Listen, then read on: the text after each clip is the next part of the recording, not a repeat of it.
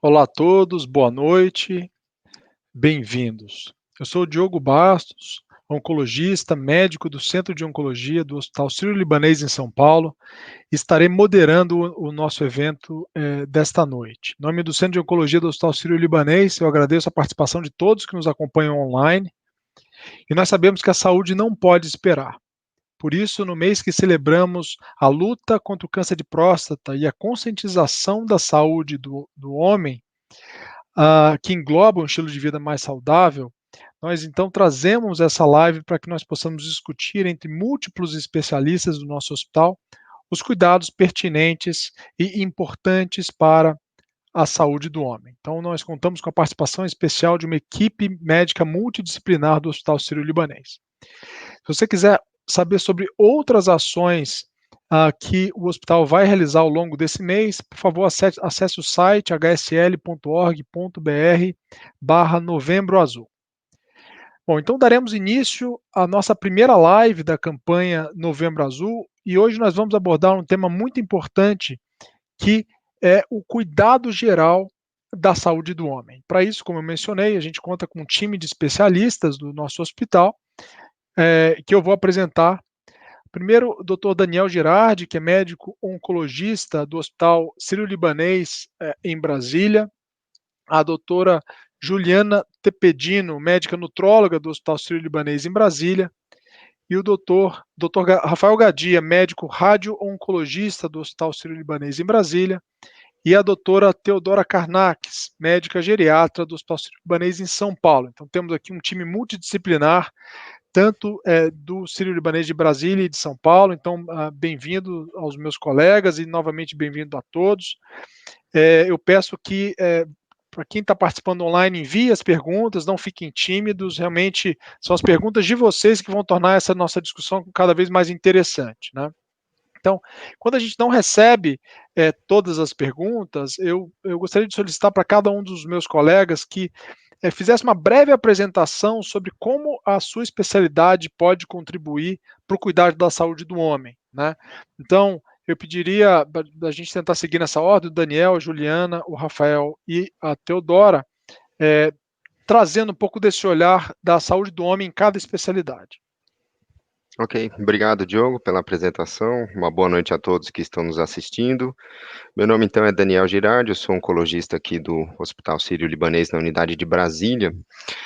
E o que eu gostaria de falar em relação à saúde do homem, trazendo um pouco para a minha especialidade, que é a oncologia, é chamar atenção, especialmente estando nessa época, que é o mês de novembro, para chamando a atenção do homem para as doenças oncológicas. Então, estamos em novembro. Novembro, a gente lembra da campanha do Novembro Azul. Essa campanha nasceu um pouco estimulada pela campanha do Outubro Rosa, que chama atenção para o câncer de mama, chamando atenção para a prevenção, para a detecção precoce da doença, e acabou derivando isso a campanha do Novembro Azul, chamando atenção especialmente para o câncer de próstata. Então, qual que é a importância disso? A gente sabe que o câncer de próstata é o tumor, o segundo tumor mais prevalente em homens. Quando a gente exclui os tumores de pele, ele torna-se o primeiro, então é bastante frequente, bastante prevalente na população. A gente, segundo dados do INCA, espera aí para esse ano mais de 65 mil novos casos, então realmente é um número bastante grande.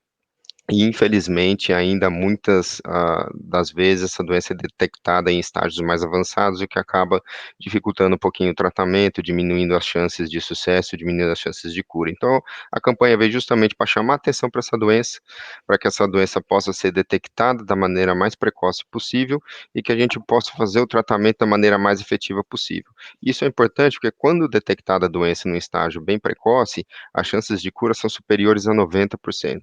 Então, por isso, a discussão toda ao longo desse mês e o que a gente vai abordar aqui nessa live é o que fazer para detectar a doença precocemente, o que fazer para diminuir as chances de ter a doença. Então a gente vai falar um pouquinho sobre quais são os fatores de risco e como que a gente pode atuar nesses fatores de risco para que a doença não se desenvolva, chamar atenção para quais são os sintomas que a doença causa e para que os homens fiquem atentos a esses sintomas e caso identifiquem esses sintomas em si mesmos, eles possam procurar ajuda rapidamente. né? E chamando atenção aí também para as novidades que a gente tem no tratamento dessa doença. Então, é uma doença que realmente vem tendo grandes avanços nos últimos anos em relação ao tratamento, é um tratamento multidisciplinar, como a gente vai ver, então a gente também pode conversar um pouquinho sobre isso. Obviamente, não é o único tumor que a gente quer chamar atenção para a saúde do homem, a gente também lembra de outros tumores urológicos, como câncer de bexiga, câncer de rim, câncer de pênis, mas o carro-chefe dessa campanha e desse mês acaba sendo realmente o câncer de próstata. Então, fico à disposição para tentar esclarecer dúvidas, perguntas e interagir com a plateia e com os demais colegas. Muito obrigado.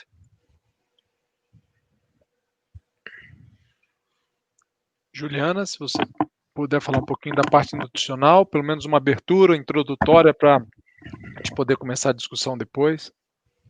Claro, a alimentação como parte do tratamento no paciente oncológico é fundamental em vários tipos de tratamentos oncológicos de forma geral, e não poderia ser diferente no tratamento dos pacientes desse grupo que a gente vai falar hoje, principalmente no câncer de próstata, e é super importante a gente falar de dois grandes pontos que a gente vai tentar abordar melhor mais para frente, que é a parte de exercício físico e uma alimentação saudável, principalmente falando sobre o impacto da obesidade e do sobrepeso em relação à presença do câncer de próstata.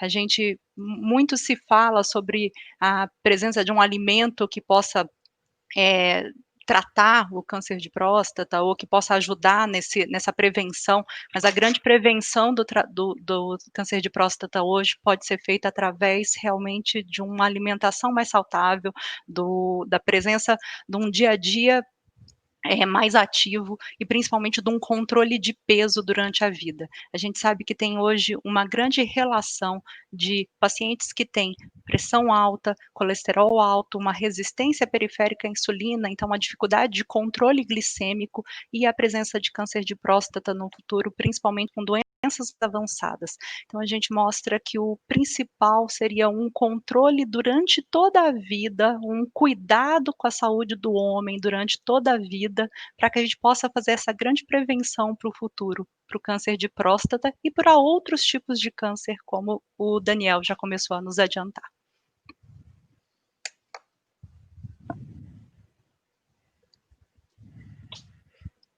Bom, então agora eu dou a palavra ao Dr. Rafael Gadia, falar um pouco sobre radioterapia e no cuidado do câncer de próstata. Rafael. Obrigado, Diogo. Boa noite a todos. Acho que essa é uma oportunidade ímpar, né, de discutir sobre saúde do homem, especificamente. Vou falar um pouco mais sobre o câncer de próstata, que é onde a radioterapia tem uma atuação super importante, talvez um dos tipos de tumores que consolidou a radioterapia como sendo uma arma, né, uma ferramenta que de fato combate o câncer, né, destrói, tem essa potência de destruir o câncer e sem a necessidade de nenhum outro tipo de tratamento, sem cirurgia ou outra medicação associada. Falar de saúde do homem sempre é falar de um grande tabu, né? Eu acho que essa é uma oportunidade super importante, a gente tentar ajudar a desmistificar um pouco esse tabu, né? De que homem que cuida da saúde não é homem, né? Esse é algo meio cultural, né? Falando um pouquinho mais da minha área, especificamente da radioterapia, o Daniel já introduziu, fez um resumo super interessante, e eu acho que aqui o recado mais importante é o conceito de o quanto mais cedo a gente diagnosticar, detectar a doença, especificamente falando do câncer de próstata, muito maiores as chances de cura, e não só isso, muito maiores as chances da gente indicar um tratamento que impacta bem menos na qualidade de vida dos pacientes, né? O câncer de próstata é uma doença, na maioria das vezes, indolente. Eu quero dizer com isso, é uma doença que, na maioria das vezes, não mata as pessoas de maneira rápida ou cresce no corpo de maneira muito rápida, dando metástases, né, que é quando o tumor sai da próstata, por exemplo, e vai para os ossos. Sendo assim, a gente tem que ficar muito atento com relação às opções e às indicações de tratamento para que esse não seja até pior do que a própria doença, né? E quando a gente faz um diagnóstico mais inicial, mais precoce, falando especificamente de radioterapia, normalmente a gente tem opções muito mais simples, mais fáceis de ser toleradas. E normalmente sem a necessidade de associar outros tratamentos, como a castração química, né, que seria a hormonioterapia, a gente chama de hormonioterapia, que é dar um remédio para suprimir a testosterona no corpo do homem. E isso acontece quando o tumor está um pouco mais avançado. Aí a gente tem que lançar a mão de algumas associações de tratamento, e sem dúvida nenhuma, quanto antes, né, melhor para a gente tratar esses pacientes e impactar bem menos na qualidade de vida desses pacientes. Mas eu acho que a gente deve discutir um pouco mais sobre isso também daqui a pouco, e já me coloco à disposição para qualquer tipo de pergunta também, especialmente ligada à minha área, que é a radioterapia, e obrigado de novo, é uma grande oportunidade. Bom, agora a doutora Teodora falando numa parcela da população masculina muito importante, né, que são os idosos. Então, o cuidado da saúde do homem é importante durante toda a vida do homem, mas especialmente para a preparação para uma velhice saudável, ativa, né? Então, Teodora, seus comentários são muito bem-vindos. Bom, primeiro, obrigada a todos. Eu queria agradecer, é uma grande oportunidade mesmo a gente estar discutindo. Eu acho que é um tema de extremíssima relevância, até porque a gente vê sempre campanhas muito fortes para as mulheres no câncer de mama, em outras questões, mas a gente acaba hoje começando a ter isso cada vez mais revigorado para a população masculina. E eu acho que dentro da minha área, como bem o Diogo falou, o preparo para um envelhecimento é a coisa mais importante, é uma das questões mais importantes. A gente não importa o quanto eu vou chegar, ou que idade que eu vou chegar, se eu vou chegar ou não aos 100 anos, e sim como eu vou chegar, né? E isso não vai começar quando você tiver com 70 anos ou 80, e aí eu vou reforçar o que já foi dito anteriormente, que uma das questões mais importantes é a prevenção. E falar de prevenção é algo que também gera muito tabu, muitos questionamentos, geram questões de custos, mas realmente é uma das questões mais importantes dentro da saúde pública e dentro da saúde como um total, para que o homem possa ter uma longevidade com qualidade de vida. E aí, no que concerne ao câncer de próstata, esse seria uma das primeiras questões a serem tomadas, né, como que a gente vai prevenir fazendo diagnósticos precoces. Eu acho que isso a gente já falou e vai discutir para frente, mas, acima de tudo, a gente entendendo na longevidade, com o aumento do envelhecimento populacional, o quanto a gente aumenta da incidência do câncer de próstata. A gente tem isso muito claro, que cada vez mais com este envelhecimento, vamos fazer mais diagnósticos de câncer, e o quanto antes, o quanto mais precoce a gente fizer nesse indivíduo, tanto melhor vai ser a possibilidade de um tratamento com menor impacto na qualidade de vida, que eu acho que é isso, é a gente poder prover um tratamento com uma qualidade de vida melhor. E aí entram todas as questões físicas desse indivíduo, alimentares, de prevenção, de não esquecimento de outras questões da saúde. Então, eu acho que hoje a gente vai poder discutir muito isso, como fazer isso, como direcionar esses pacientes, como ter essa interface entre as equipes, cada um se posicionando num cuidado, com o objetivo maior de poder tratar e dar qualidade de vida num tratamento seguro e eficaz que hoje a gente tem para o câncer de próstata. Obrigada mais uma vez, Diogo, agradeço, e podemos seguir com as perguntas. Bom, então vamos seguir. Eu, como oncologista, também queria falar um pouquinho. Eu realmente concordo com 100% do que foi dito, e o que o Rafael falou é muito importante.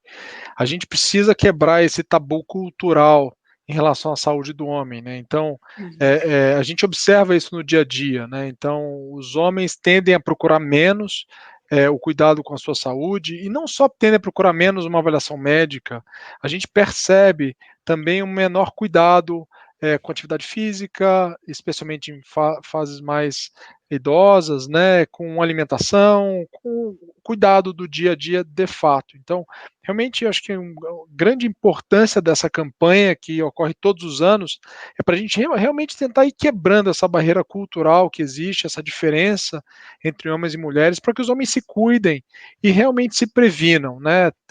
óbvio que a gente quer orientar diagnóstico precoce do câncer para pegar a doença numa fase com maior chance de cura, mas é muito importante que a gente fale também de outros aspectos da saúde do homem, para que realmente ocorra prevenção, né, e o homem possa ter uma vida cada vez mais ativa e saudável.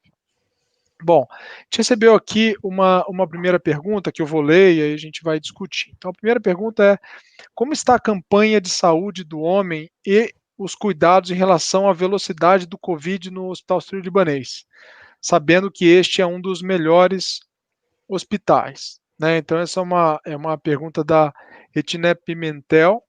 E eu vou primeiro direcionar essa pergunta para o Rafael Gadia, para ele falar um pouco da realidade do Ciro em Brasília, como que está sendo esse equilíbrio entre o cuidado da saúde do homem, né, da parte oncológica e tudo, nesse desafio de momento durante a pandemia, né? Então, se você pudesse falar um pouco para a gente, e depois eu e a toda hora a gente fala um pouco da nossa realidade aqui em São Paulo.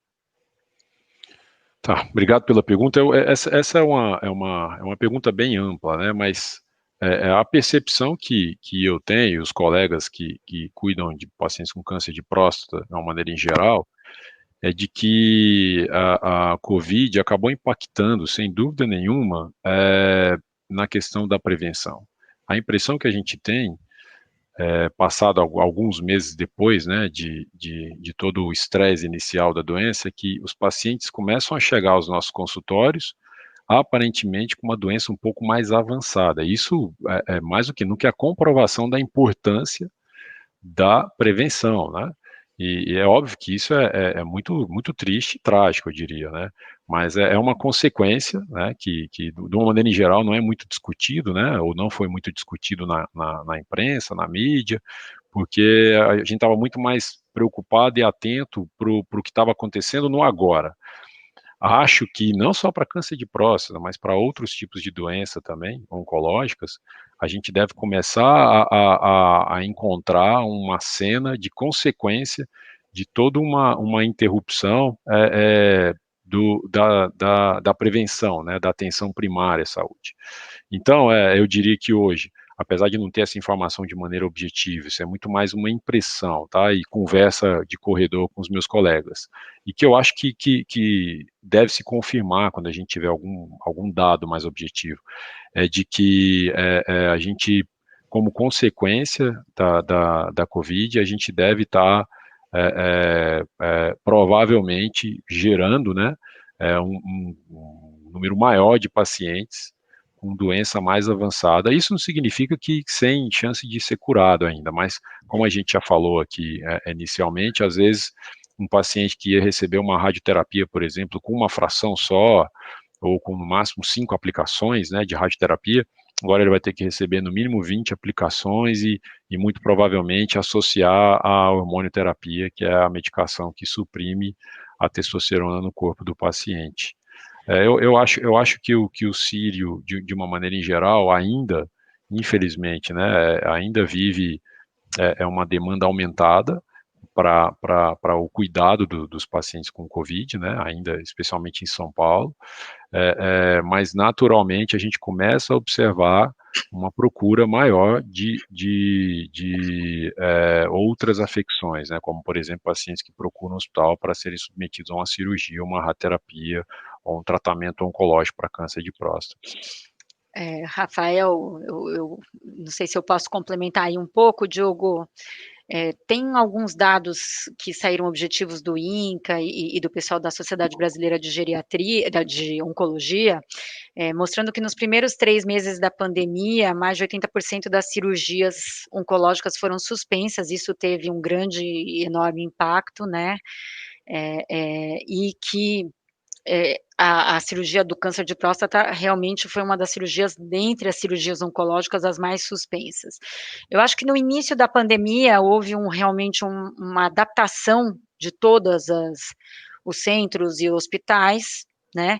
Nós vamos provavelmente, principalmente na população idosa, a gente vê muito claramente, vamos colher nos próximos anos diagnósticos, mais tardios. Houve uma diminuição completa de rastreio de doenças e a gente está pegando já isso após 6, 8 meses de pandemia, não só para câncer de próstata, mas para como todas as doenças, e ninguém conseguiu ter grandes controles sobre essa situação.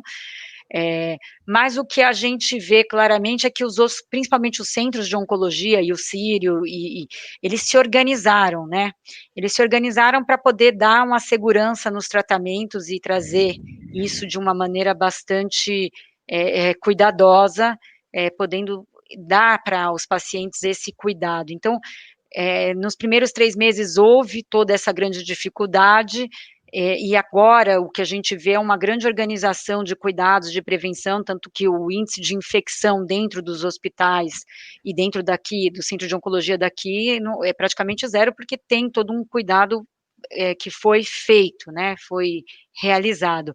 Mas com certeza e seguramente, e eu digo isso principalmente na população idosa, a gente tem dados lá da universidade, do ICESP, que a gente, e da geriatria, que a gente fechou ambulatórios de prevenção, e que realmente esses idosos deixaram de fazer seus exames, e que agora a gente vai fazer diagnósticos mais tardios, e que consequentemente vamos ter tratamentos provavelmente no futuro mais impactantes para essa população. Então, a gente vai ter esses dados, como foi falado, de maneira mais objetiva.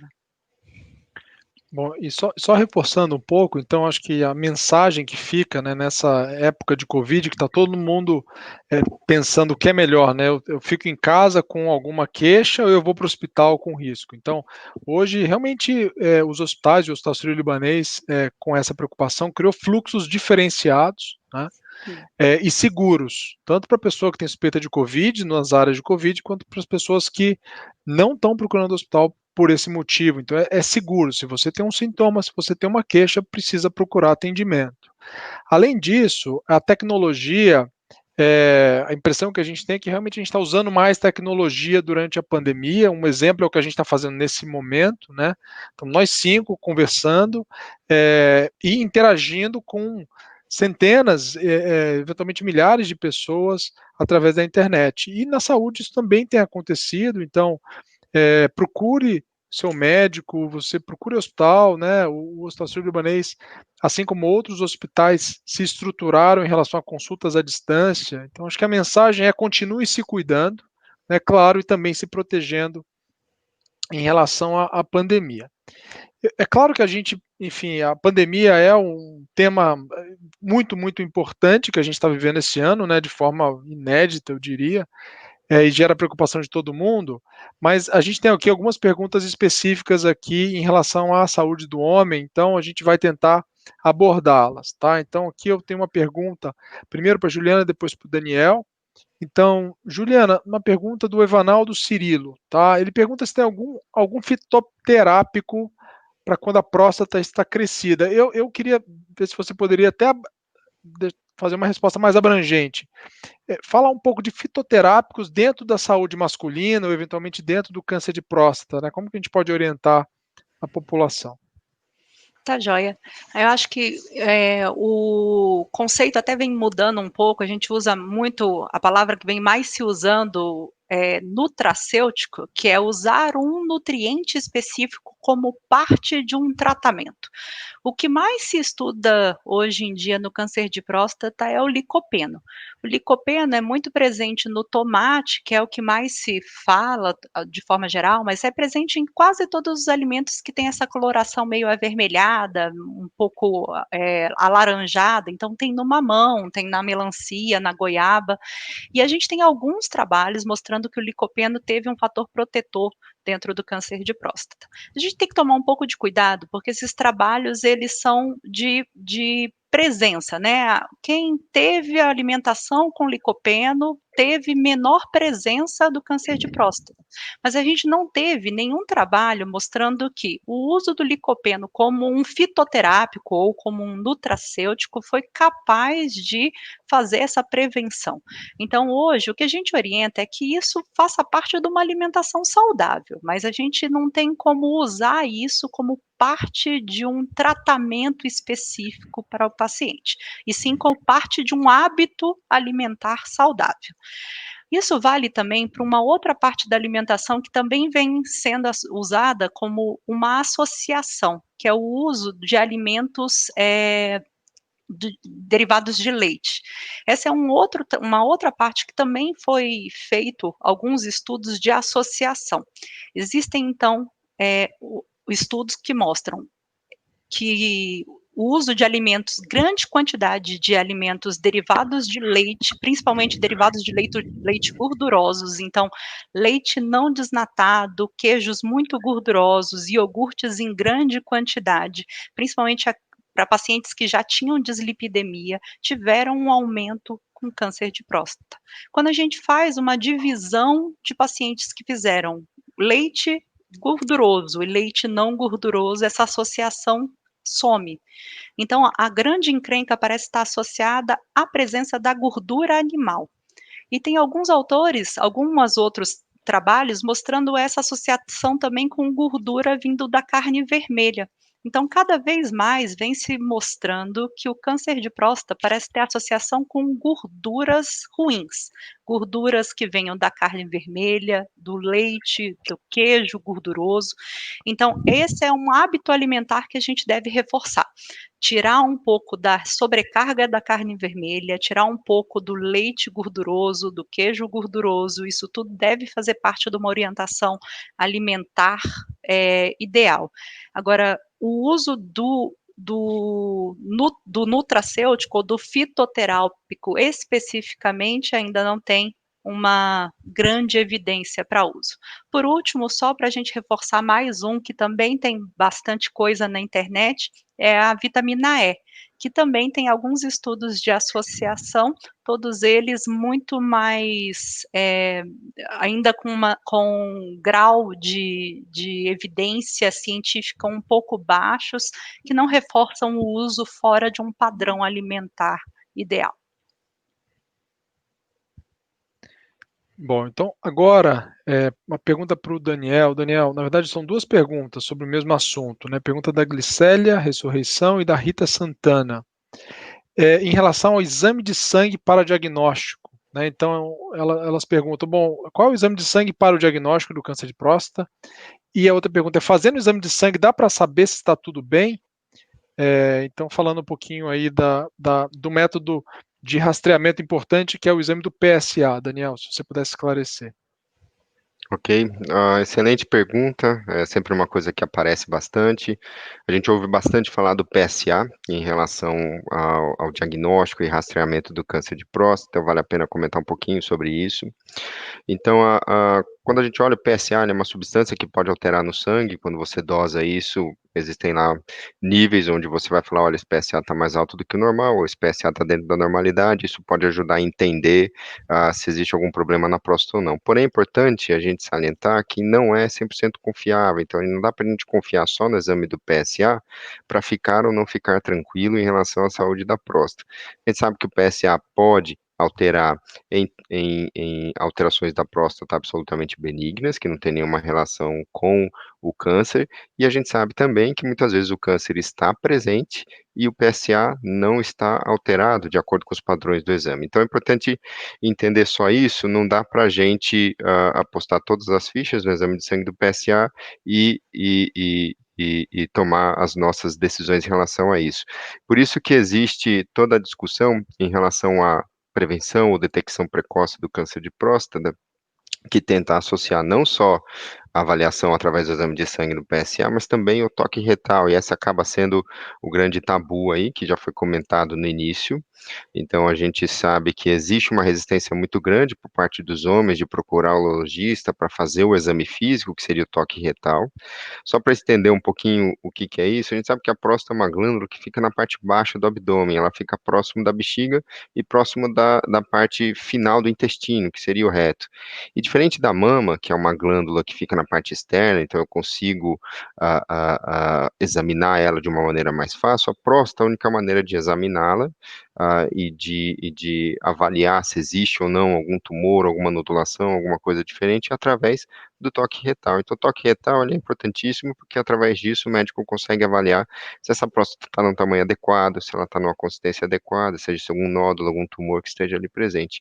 E o melhor método de você fazer a detecção precoce é associar essas duas coisas. Uma avaliação com o médico, que vai, além de conversar com o paciente, avaliar os fatores de risco, avaliar possíveis alterações aí que precisam ser corrigidas na saúde, ele vai também fazer o exame físico e avaliar a próstata e ver se tem alguma alteração, aliado ao exame de PSA.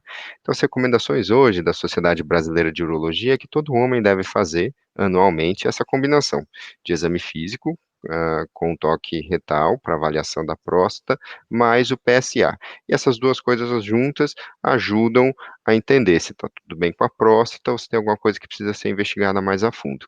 Caso haja alguma alteração, seja no exame físico ou seja no exame do PSA ou na combinação dos dois, o médico vai interpretar e, se caso seja necessário, ele vai buscar algum exame que confirme ou não o diagnóstico de câncer de próstata. E esse exame, para confirmar o diagnóstico, não é o PSA, esse exame é a biópsia. Então, a biópsia é você retirar pequenos fragmentos da próstata, especialmente da região onde tem alteração, e analisar isso no microscópio e ver se aquela região ela tem ou não tem presença de tumor. E com isso eu consigo fazer o diagnóstico de certeza de que este paciente tem um câncer de próstata ou não tem um câncer de próstata. Então é importante só salientar isso. A Sociedade Brasileira de Urologia faz também uma outra recomendação de fazer uma avaliação com o exame físico de toque retal e o PSA em pacientes numa idade mais jovem, naqueles que têm fatores de risco. E os fatores de risco aqui principais seriam a história familiar, então aqueles pacientes que têm familiares, especialmente de primeiro grau, por exemplo, pai e irmão, que tiveram câncer de próstata, especialmente o câncer de próstata em idade inferior a 60 anos, esses pacientes devem iniciar esse acompanhamento numa idade mais precoce de 45 anos, e outros fatores de risco também, como por exemplo, os pacientes afrodescendentes, a gente sabe que tem um risco um pouco maior, deve iniciar esse acompanhamento mais cedo, pacientes obesos acabam tendo um risco um pouco maior, podem iniciar o acompanhamento mais cedo. Então é importante entender isso, só o exame de sangue não é o suficiente para se entender que está tudo bem ou não com a saúde da próstata, é importante a avaliação do médico com o exame físico. Muito bem. Bom, então agora estão surgindo várias perguntas, então você que está nos assistindo, fique bem à vontade de mandar qualquer questionamento, a gente realmente está aqui para conversar e tentar esclarecer e tentar desmistificar um pouco assuntos relacionados ao cuidado da saúde do homem, né. Então, aqui uma pergunta, para o Rafael, e depois tem uma para a Teodora. Então, Rafael, a pergunta da Fernanda Bandeira: quais são os primeiros sintomas que podem sugerir o câncer de próstata? E o que serviria de alerta para o paciente buscar auxílio, né? Então, como é que você poderia orientar o homem que, tem algum sintoma? Qual é o sintoma relevante? Pergunta muito importante. Na verdade, o ideal é que o diagnóstico seja feito antes do homem ter qualquer tipo de sintoma, né. Como eu já disse, o câncer de próstata é uma doença que se desenvolve de maneira muito lenta, mas, naturalmente, se a gente não combate o mal no começo, ela tem uma propriedade e uma característica de crescer na próstata e começar a infiltrar as estruturas que estão ali próximas. O Daniel já falou muito bem, por exemplo, o reto está ali próximo, né, que é a parte final do intestino, a uretra, que é o canal por que passa a urina, né, passa no meio da próstata, né, pênis também está próximo da próstata. Então, se o tumor já está grande o suficiente para começar a causar sintomas, é porque ele já provavelmente começou a invadir, né, a infiltrar essas estruturas normais. Naturalmente, os sintomas vão ser relacionados a uma alteração funcional desses órgãos, por exemplo, no reto, que é a parte final do intestino. O paciente pode começar a ter algum tipo de desconforto para evacuar, às vezes dificuldade para evacuar. A uretra, o paciente vai ter dificuldade para urinar, vai mais vezes no banheiro para urinar, às vezes tem sangue na urina, né, dor para urinar.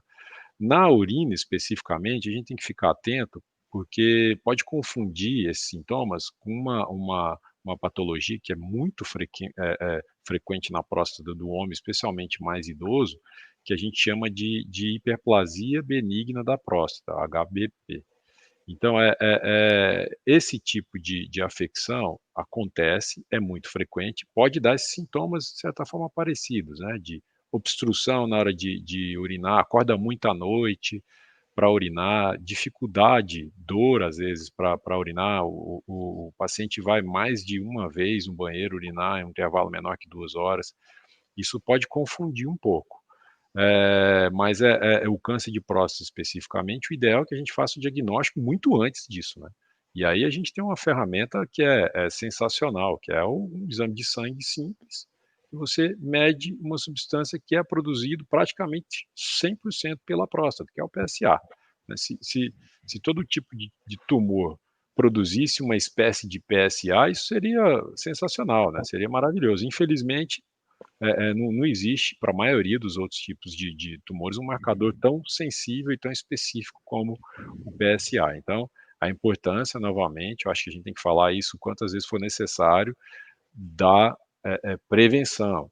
Fazer o exame para quem tem algum tipo de fator de risco, que já foi falado aqui a partir dos 45 anos de idade, o PSA mais o toque retal, e para quem tem mais, todo homem com mais de 50 anos de idade, começar a fazer o PSA e o toque retal. Então, sintomas, atenção, pode ser um sinal que a doença esteja até mais avançada. Um outro tipo de sintoma que pode acontecer também, mas aí é num estágio ainda mais avançado, né, que é quando a doença já sai da próstata. Ela já vai para algum outro órgão que não tem contato direto com a próstata, por exemplo, o osso, que é o sítio em que, ou o órgão em que, com maior frequência, a célula do câncer de próstata gosta de se hospedar, de se instalar. Então, ela sai da próstata, ela entra na corrente sanguínea, nos vasos sanguíneos do paciente, e por N motivos, essa célula sai dos vasos sanguíneos do paciente e se instala no osso do paciente. E ali ela começa a se desenvolver. O resultado disso em algum momento, o paciente vai começar a sentir dor naquela área. Por quê? O tumor ele tem essa capacidade de destruir o tecido onde ele se infiltra, né. Então, risco de fratura também espontânea, esse seria algum sintoma que esse paciente pode ter, mais inespecífico, né, porque às vezes o paciente não tem nada na próstata, não está sentindo nenhum sintoma importante, mas já pode ter alguma metástase em algum osso do corpo, e ele começa a ter dor naquela parte. Aí, normalmente, o PSA desse paciente, quando a gente vai, colher, ele já está muito alto, né, assim, centenas de vezes acima do valor padrão. Então, falar em sintoma de câncer de próstata, de uma maneira em geral, hoje em dia, quando a gente faz o screening, né, a prevenção primária de maneira adequada, é raro, tá? É muito raro e cada vez mais a gente vê menos pacientes chegando nos nossos consultórios com sintomas. Acontece ainda, infelizmente, especialmente para aquelas pessoas ou para aquele grupo de pacientes que simplesmente menosprezam a questão da prevenção primária, que é o que a gente já falou aqui, né? Eu acho que está muito relacionado a um tabu, a questão cultural, né? Existe uma impressão ainda na nossa sociedade de que o homem que procura assistência preventiva, ele é um homem frágil, né? Ele é um homem que não é forte o suficiente. Então, isso definitivamente a gente tem que acabar, destruir, né? E a mulher, nesse aspecto, sem dúvida nenhuma, ela entende melhor, ela se cuida mais, mas eu tenho a nítida impressão que os homens também começam a ter um pouco mais de consciência e com o passar do tempo, acho que a gente tem tudo para virar esse jogo. Não, com certeza, né, um ponto interessante dessa diferença é a mulher, ela já muito cedo na vida, ela já se vincula ao cuidado médico, né, ela tem a ginecologista que a acompanha durante a vida toda, então é muito natural ao longo da vida dela ir seguindo as orientações, fazendo exames. O homem acaba que ele se vincula a um cuidado médico mais tarde na vida, então é Uhum. mais difícil mudar hábito quando você é mais velho, né, em todos os cenários, então, por isso é importante da gente reforçar a importância, né, então de realmente vincular o homem ao cuidado de saúde, a essa importância. Teodoro, uma pergunta da Rita Santos, tá, em relação a mudanças comportamentais quanto à busca de prevenção, qual o impacto de ações como o Novembro Azul na avaliação dos profissionais? Então, especificamente na população mais idosa, você percebe algum impacto positivo dessa campanha? Quer dizer, você percebe que as pessoas falam nessas campanhas, que aumenta a conscientização? Qual que é a sua percepção dentro do mundo geriátrico? É, bom, assim, como é muito boa a pergunta, Rita, eu acho que a gente está falando de tabu, a gente já falou claramente que estamos falando de um assunto que é um tabu, e falar de câncer de próstata aí para a população idosa e para o idoso, e quanto mais velha é a população, maior é esse tabu. E todo tabu, todo assunto que é difícil, quanto mais a gente fala sobre ele, mais a gente desmistifica.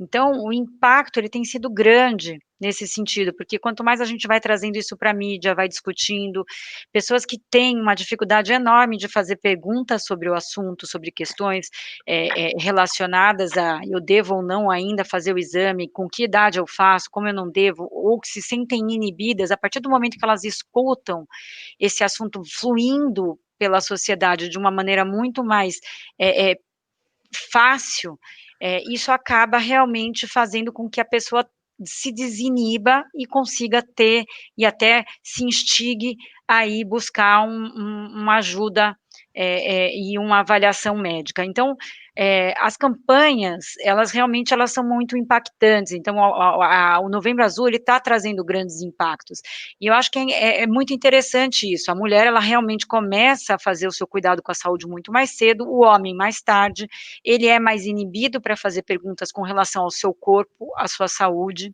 né, e quanto mais velho vai ficando, mais difícil é, né, porque isso vai se enraizando em valores que ele foi tendo ao longo da sua vida.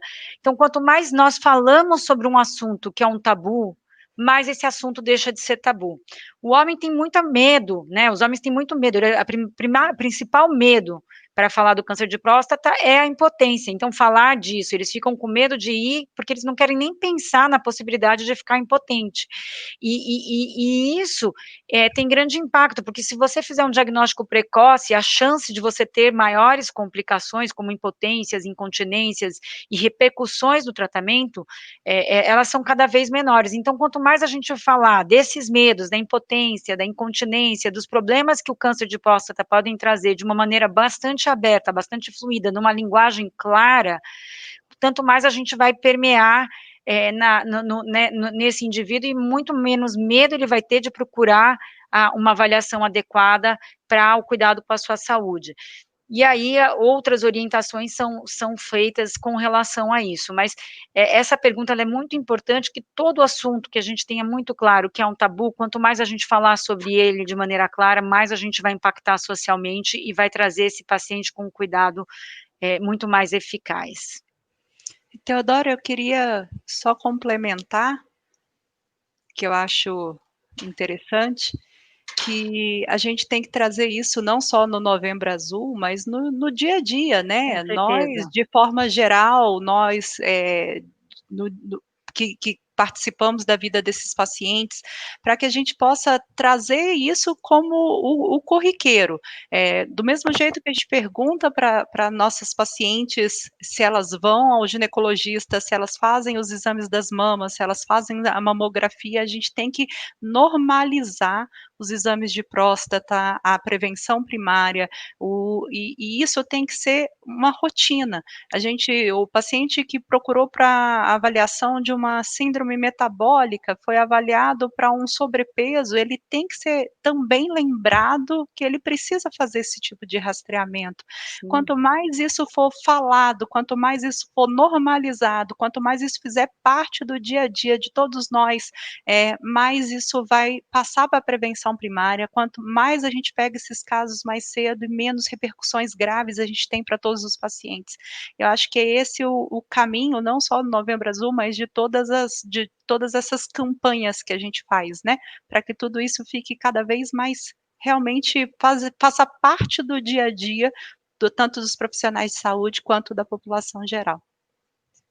Excelente, excelente, Juliana. Eu vou aproveitar esse gancho para responder a pergunta do Dri Antoniozzi, perguntando em relação a se toda cirurgia para remoção da próstata causa incontinência urinária. Como não tem nenhum urologista aqui no nosso painel, hoje, né, vai ter um urologista na próxima live que vai discutir especificamente a questão do tratamento, mas só para mencionar que não. tá? Isso é um mito, que toda cirurgia leva à impotência ou toda cirurgia leva à incontinência urinária, tá?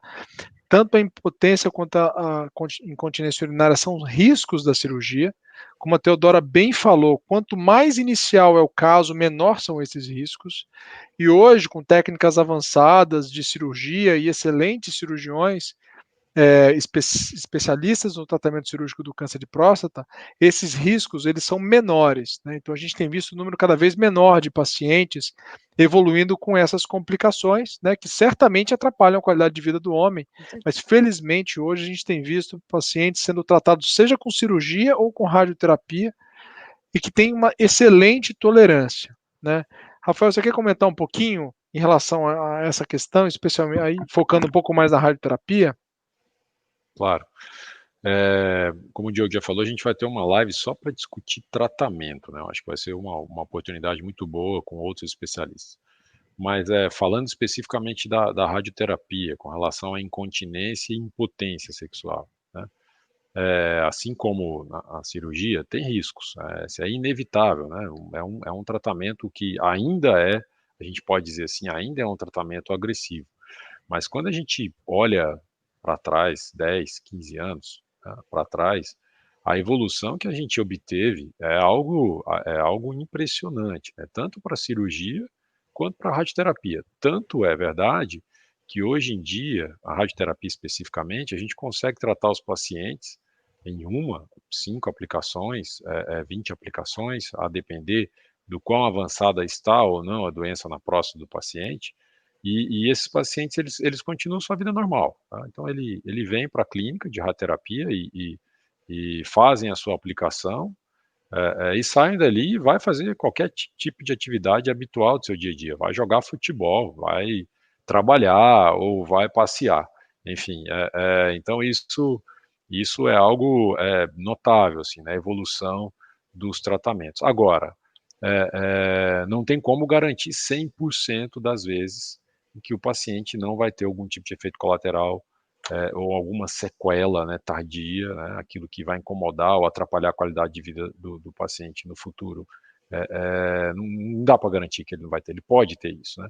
E aí tem são vários fatores que diminuem ou aumentam o risco disso surgir. O principal é relacionado à própria doença, que eu já falei aqui, né, o quão avançada está a doença. Quanto mais avançada, maior vai ser o risco dele ter tipo de sequela. Então, é um contrassenso, né, o homem correr da prevenção, né, com medo de ficar impotente, porque o fato dele correr da prevenção não vai evitar que o câncer apareça e cresça na próstata dele.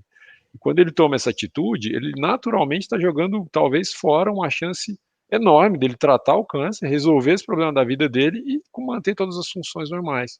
Porque à medida que o tumor cresce, e esse é o principal fator talvez, o risco de sequela ou complicação tardia vai aumentando, porque a gente tem que ser mais agressivo no tratamento, na medida que o tumor vai crescendo. É óbvio que outro fator é a disponibilidade técnica, e aí eu vou fazer um parênteses para minha área, especificamente na radioterapia, que depende muito de um arsenal de aparelhos, né, e o investimento hoje em dia para montar um serviço de radioterapia é enorme, é muito caro, né, e isso é um problema grave que a gente enfrenta hoje no país, é um problema de saúde pública, porque o país, naturalmente, devido às suas proporções, né, continentais, ele não consegue atender todas as regiões de maneira adequada com aparelhos de radioterapia. Eu estou falando um aparelho, eu não estou nem falando o melhor aparelho, né. Então, assim, de princípio, um aparelho às vezes falta, e a gente vê, de maneira constante, situações em que pacientes estão na fila esperando um atendimento de radioterapia, porque não tem vaga, né. E além disso também há, de fato, uma defasagem do ponto de vista tecnológico, né, que quanto mais avançada a tecnologia de radioterapia, e aí a gente tem várias técnicas hoje que diminuem esse risco, né, de impotência e incontinência. Então, quanto mais avançada a técnica de radioterapia, menor vai ser a chance do paciente ter algum tipo de sequela. Especificamente na radioterapia, por não ser um procedimento invasivo, né, um tratamento que a gente usa radiação externa, em algumas situações a gente usa também interna, né, que a gente chama de braquiterapia, Mas na maioria das vezes a gente acaba usando a radiação externa. Por não ser invasivo, a chance do paciente ter incontinência urinária é bem baixa, tá? De uma maneira em geral, os pacientes que fazem radioterapia não ficam incontinentes. É óbvio que um ou outro paciente, é uma porcentagem muito baixa mesmo, pode ter esse tipo de sequela e às vezes é até um fator relacionado ao próprio paciente. Às vezes ele tem uma sensibilidade maior à radiação, enfim, algo que a gente normalmente não controla.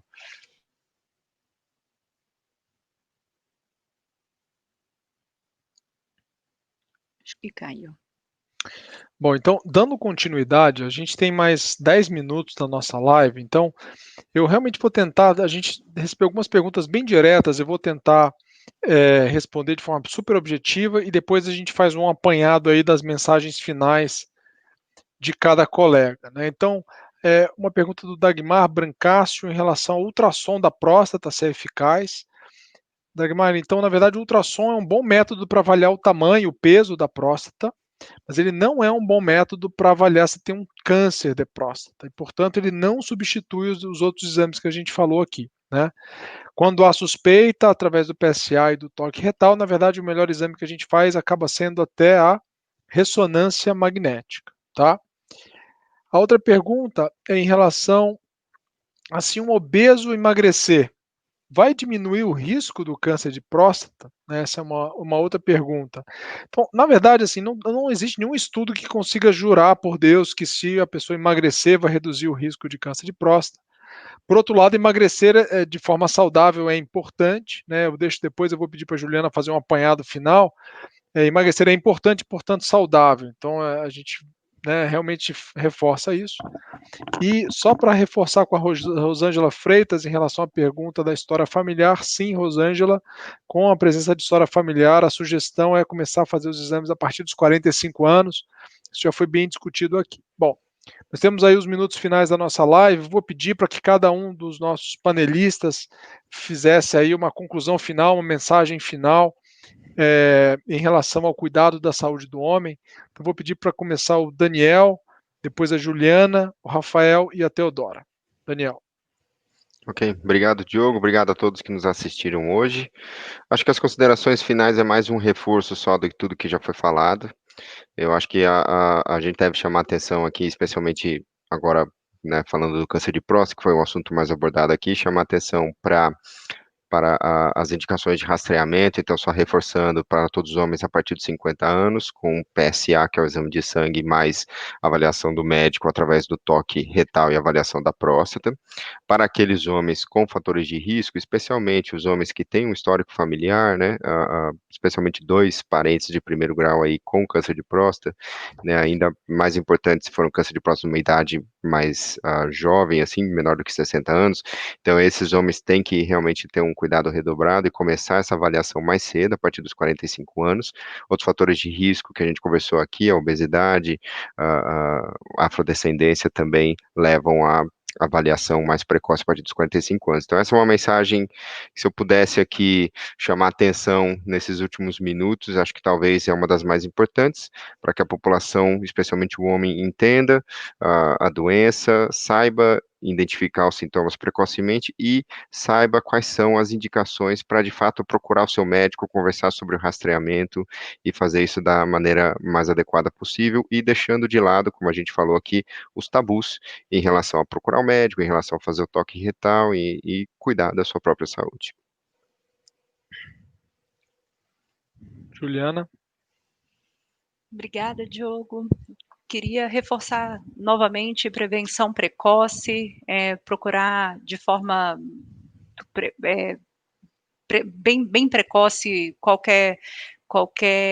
o rastreamento do câncer de próstata, que foi o que a gente focou mais aqui, lembrar que não aguardar sintomas para que comece o rastreamento da doença. A gente viu com o Gadia que isso provavelmente vai levar a um diagnóstico bastante tardio.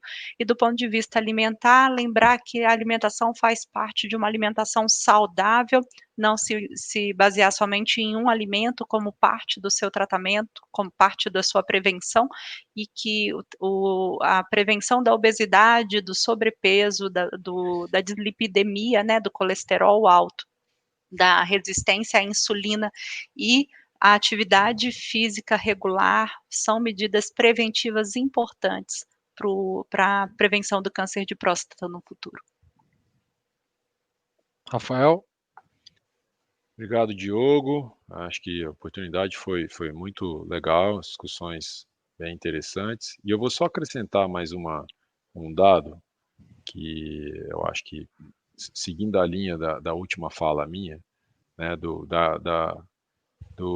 paradoxo, né, que é ficar com medo de ir no médico para fazer o toque ou um PSA, porque eu vou encontrar um câncer de próstata.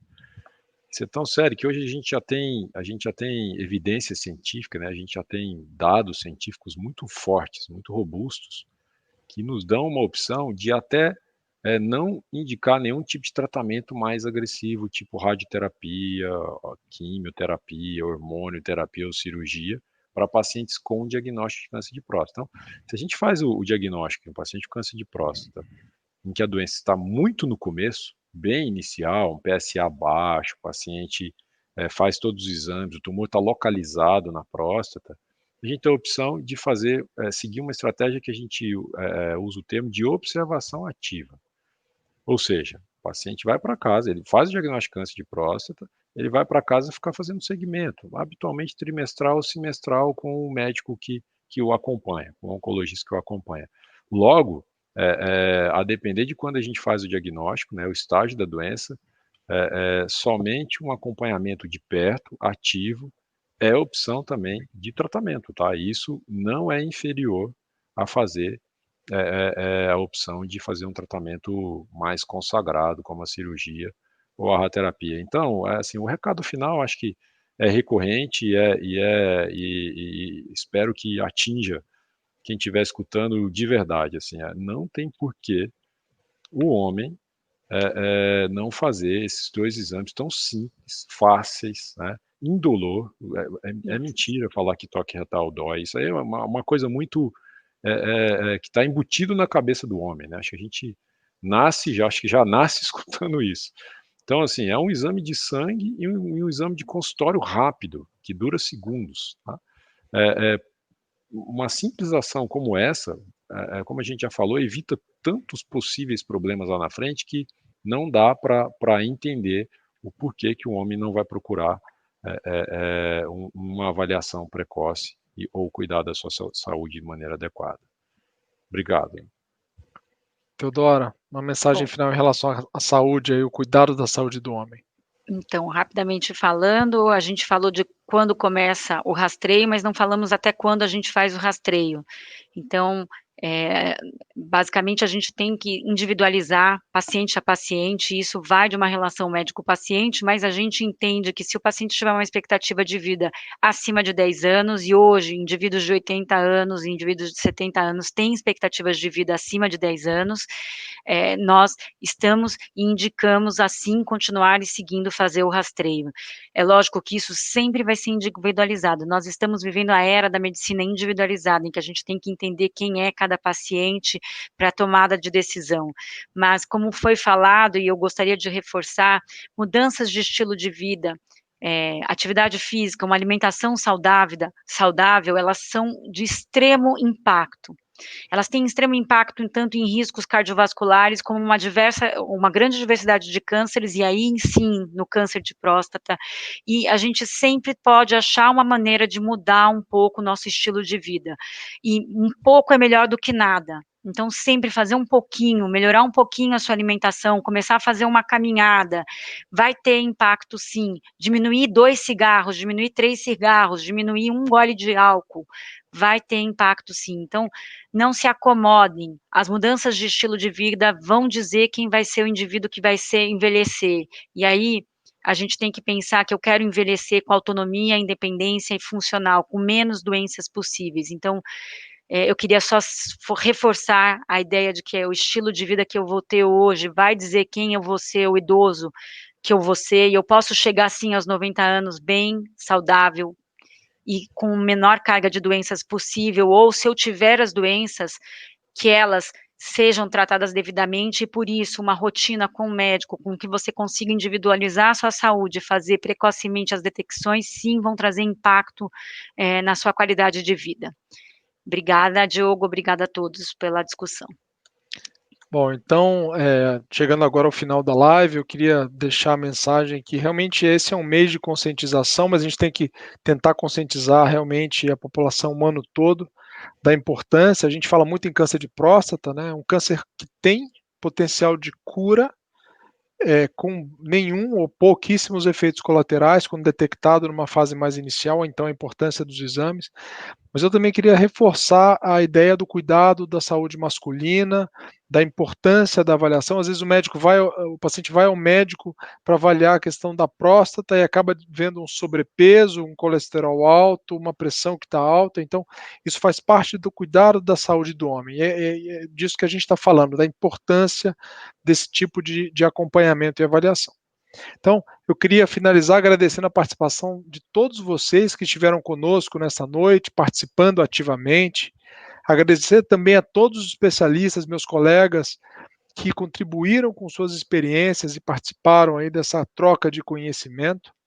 Essa live vai ser publicada na íntegra no Facebook e no YouTube, nos canais do Hospital Sírio-Libanês. Então, compartilhem com seus familiares, amigos e conhecidos. E esperamos vocês no dia 26 de novembro para um novo encontro, em uma live como essa, onde vamos falar sobre diagnóstico e tratamento dos tumores urológicos, aqui no Facebook, também às 19 horas. Então, vocês estão todos convidados, convidem seus amigos e familiares. Mais uma vez, muito obrigado e uma excelente noite a todos. Boa noite. Obrigado a todos, boa noite. Boa noite. Obrigada.